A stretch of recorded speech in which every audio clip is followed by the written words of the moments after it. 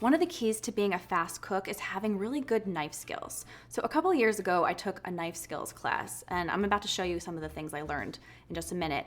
But I noticed that whenever I'm cooking with friends now, so let's say a friend and I are both cutting zucchini, I noticed that with my new knife skills, I was whipping through my vegetables in half the time as my friends were. So I want to teach you the same thing so that you can be in and out of the kitchen and eating a delicious meal as quickly as possible. So what you're going to need first is obviously a nice big cutting board. And what I do is I always put a nice damp towel underneath my cutting board so that it doesn't move around as I'm cutting. It'll also be great for the safety of your fingers when you're cutting. The other thing that you want is a couple of mixing bowls. Obviously one to catch all of the vegetables that you're going to be cutting so that they can go straight into the pot later. But the other thing, and this is my favorite trick, is to have a nice big bowl that will be used as your scraps bowl. So this might seem a little bit funny, but going back and forth to throw out peels and ends of carrots to the trash over again actually wastes a ton of time in the kitchen. So having the scraps bowl right next to you so that you can throw everything out when you're done cooking will save you a ton of time. I promise. And finally, always make sure that you have another dish towel just handy next to you because again, going back and forth to the sink to wash your hands every time you get a little schmutz on your hands is also gonna waste a lot of time. So just keep your dish towel nice and handy. You can even tuck it into your pants.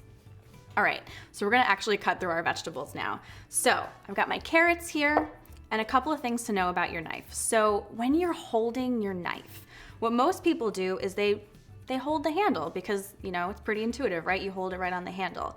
But actually, to get more leverage and to be able to move through your vegetables more quickly, you actually want to choke up on the handle so that your thumb and your forefinger are actually touching the top of the blade. Not the sharp part of the blade, obviously, but the top of the blade. So you're choking up, you know, kind of like if you play baseball or tennis or golf and you choke up, you know what I'm talking about here. So while you're choking up on the blade, what you do with your cutting motion, if you notice I'm kind of standing in like an inverted triangle stance towards my cutting board, so this will give me more leverage as well. When you cut down, what most people do is they cut from the tip of their knife. So you don't get as much leverage there, so you might end up kind of cutting through things and realizing you didn't get through the whole end, so you have to go back and cut it again.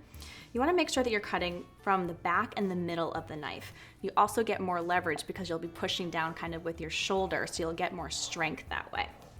So when you cut down through the carrot, you're actually going to leave the blade on the cutting board. So it's kind of like the blade is ice skating on the cutting board. So I'll show you what I mean.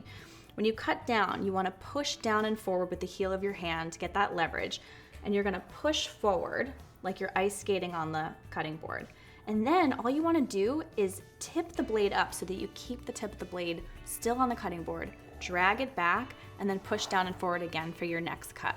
So it's going to kind of look like this. Push down and forward, drag it back. Push down and forward, drag it back. So now we're actually going to cut our carrot. So the last thing you want to make sure you do, this is really important for the safety of your fingers, is to make a bear claw and use the bear claw, not your pointed fingers, to hold the carrot or whatever it is that you're cutting. So if you see right here, the blade is going to touch my knuckle and not my fingertips, which means I'm not going to risk cutting off my fingers.